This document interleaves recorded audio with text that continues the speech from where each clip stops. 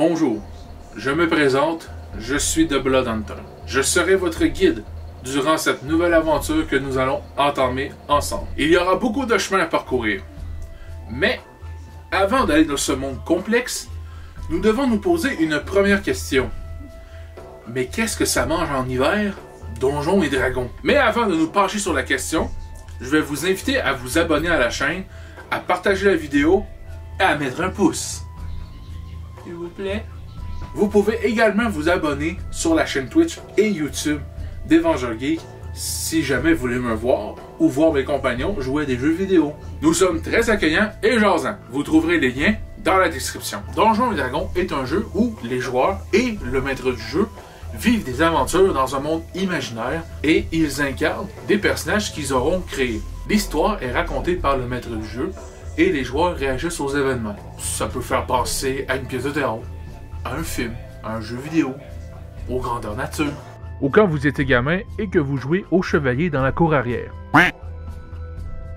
C'est simple, mais c'est plus complexe que ça. En fait, d'où est-ce que c'est parti? Nous nous retrouvons en 1967 avec un certain Dave Waisley, qui a créé un wargame inspiré des batailles de Napoléon. Puis en 1970, un autre certain Dave Anderson propose de reprendre le concept mais avec des figurines médiévales. Chainmail est le nom de ce nouveau jeu, beaucoup inspiré du Seigneur des Anneaux.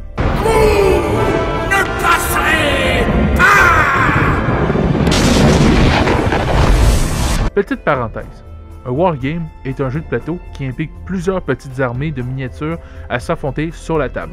Il y aura une vidéo beaucoup plus détaillée sur les wargames dans le futur. Dave invente un village fictif nommé Castle Blackmore, là où les joueurs incarnent un personnage pour se préparer à la guerre.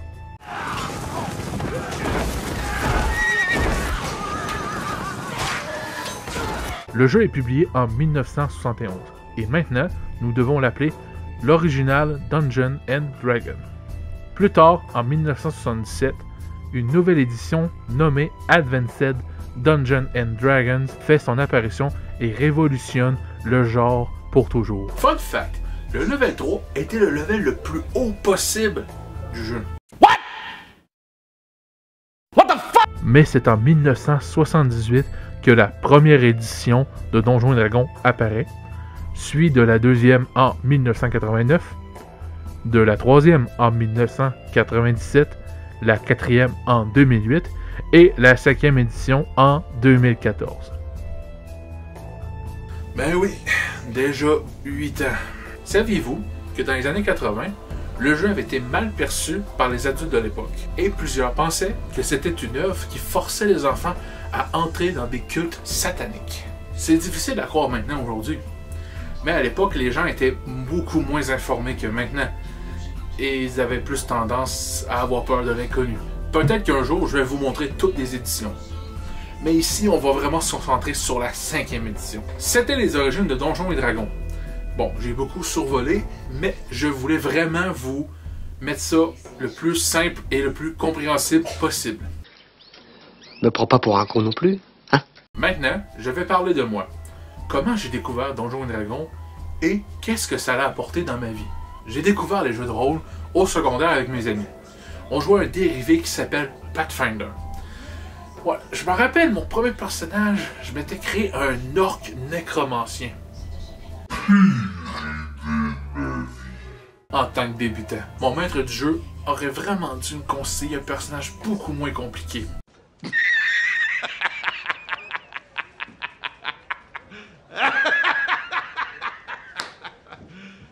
You serious? Anyway, une autre session plus tard, qui n'avait déjà plus rapport avec la première, ouais, on avait un DM qui faisait une nouvelle game aux 1 à 3 sessions de moyenne.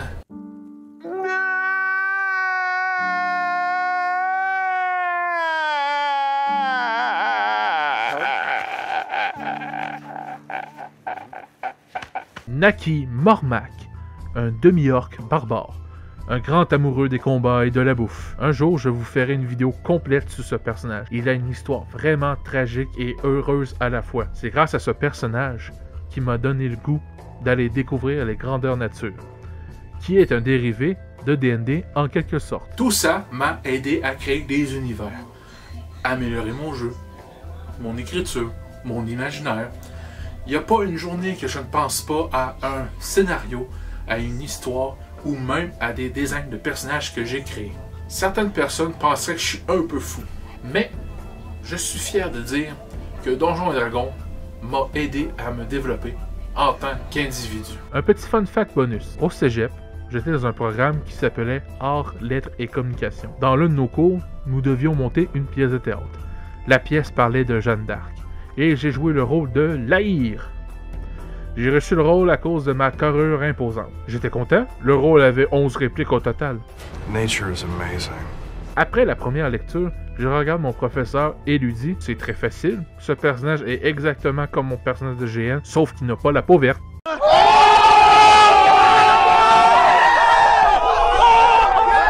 J'espère que vous avez aimé cette vidéo et que vous en avez appris sur les origines de Donjons & Dragons. On se dit à la prochaine pour l'épisode 2, comment jouer à Donjons & Dragons. Salut!